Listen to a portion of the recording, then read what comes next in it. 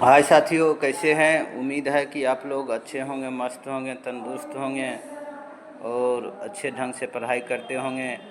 आज आप लोगों को हम जो है एनसीईआरटी बुक से जो एक्सरसाइज नंबर 2 का जो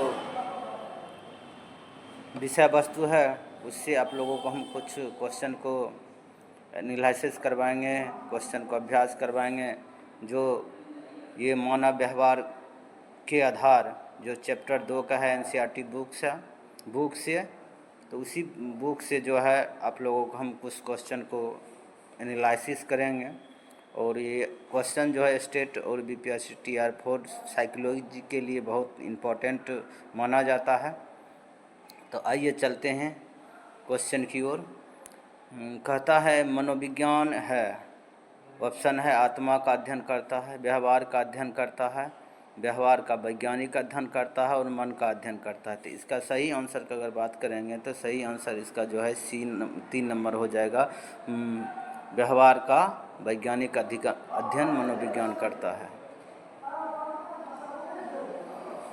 क्वेश्चन नंबर 2 पर चलेंगे। मानव शरीर की मूलभूत इकाई क्या है? मानव शरीर की मूलभूत इकाई क्या है? तो मानव शरीर का मूलभूत इकाई जो है ऑप्शन हम लोग पढ़ेंगे।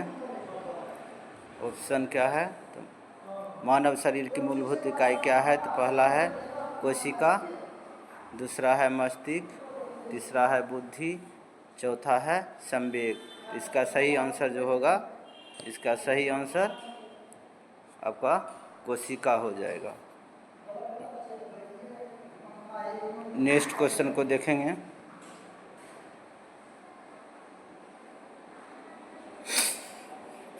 मानव व्यवहार का निर्धारण में सबसे महत्वपूर्ण भूमिका किसकी होती है?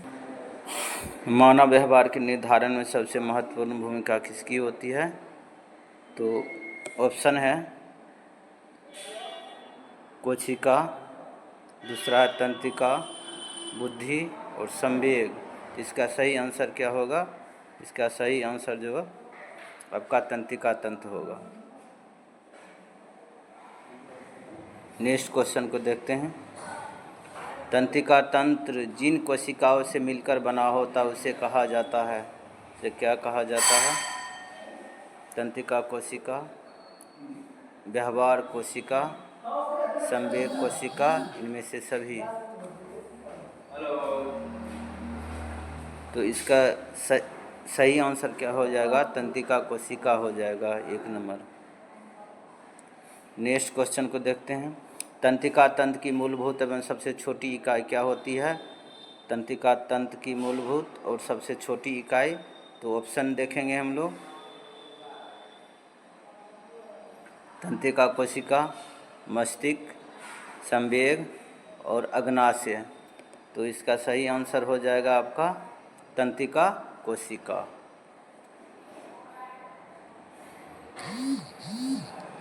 नेक्स्ट क्वेश्चन है कार्य के आधार पर तंत्रिका कोशिका न्यूरॉन कितने प्रकार की होती है? कार्य के आधार पर तंत्रिका कोशिका वो न्यूरॉन कितने प्रकार की होती है? तो ये 3 प्रकार की होती है।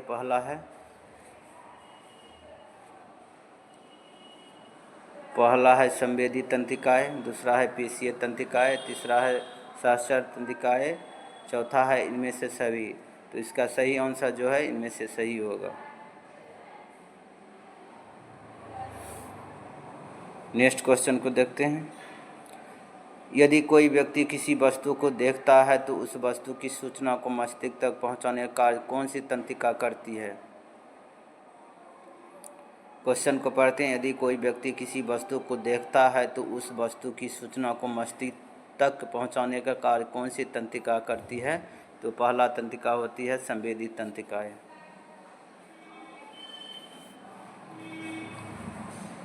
नेक्स्ट क्वेश्चन को देखते हैं। यदि कोई व्यक्ति किसी वस्तु को देखता है तो उस वस्तु को छूकर देखने का निर्णय कौन सी तंत्रिकाएँ करती है?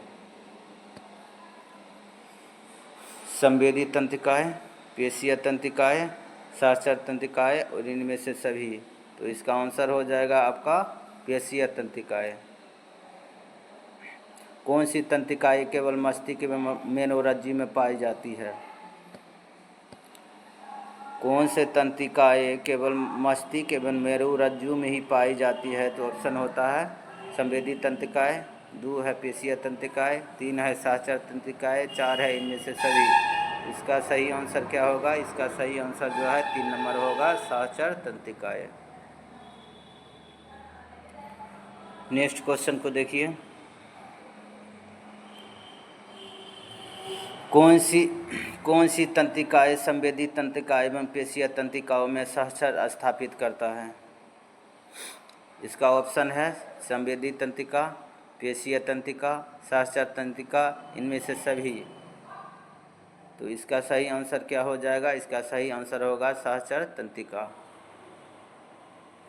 नेक्स्ट क्वेश्चन है तंत्रिका कोशिकाओं में कौन सा घटक समान रूप से पाए जाते हैं? तो ऑप्शन है काय, पाक्ष तंतु, अक्ष तंतु, इनमें से सभी। तो इसका सही आंसर क्या हो जाएगा? इसमें से सही आंसर सभी हो जाएगा। नेक्स्ट क्वेश्चन है तंत्रिका कोशिकाओं को आनुवंशिक सामग्री जिसमें संचित होती है, तो इसका क्या आंसर होगा? पहला है केंद्रक, दूसरा है पाक्ष तंतु, तीसरा है अक्ष तंतु, चौथा है इनमें से सभी। तो इसका सही आंसर क्या हो जाएगा? इसका सही आंसर 1 नंबर होगा केंद्रक। नेक्स्ट क्वेश्चन है तंत्रिका तंतु किस सिद्धांत पर कार्य करती है? तो तंत्रिका तंतु किस सिद्धांत पर कार्य करती है? तो ऑप्शन नंबर 1 हो जाएगा पूर्ण और शून्य सिद्धांत पर यह काम करती है। नेक्स्ट क्वेश्चन है तंत्रिका तंत्र के मुख्य प्रकार है, इसका मुख्य प्रकार क्या है?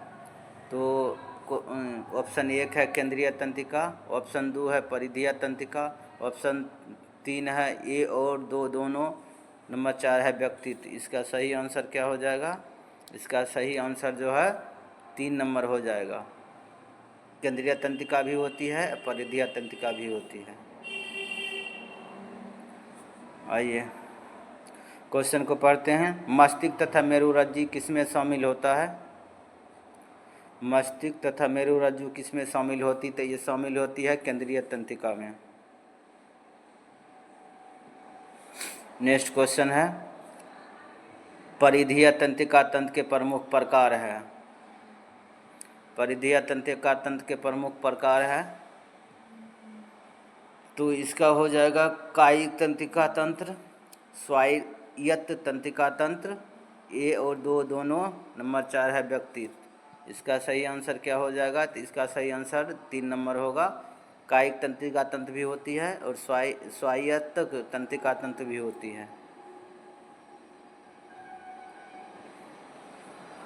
आइए नेक्स्ट क्वेश्चन को देखते हैं। एक वयस्क मस्तिष्क का भार लगभग कितना होता है? तो इसका सही आंसर क्या होगा? 360 ग्राम का होता है। नेक्स्ट क्वेश्चन है आपका मानव मस्तिष्क में कितनी तंत्रिका कोशिकाएं पाई जाती है? तो मानव मस्तिष्क में कितनी तंत्रिका कोशिकाएं पाई जाती है? तो इसका जो सही आंसर होगा 100 अरब पाई जाती है। इसका सही आंसर क्या हो जाएगा? इसका 100 अरब पाई जाती है।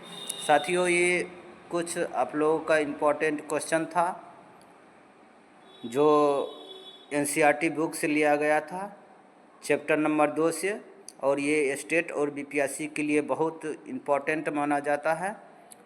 और आप लोग इसको अच्छी तरह रिवाइज कर लीजिए। अगर आप लोगों को अच्छा वीडियो लगा या कोई सलाह है तो कमेंट बॉक्स में ज़रूर दीजिएगा। तब तक आप लोगों को दिल से धन्यवाद।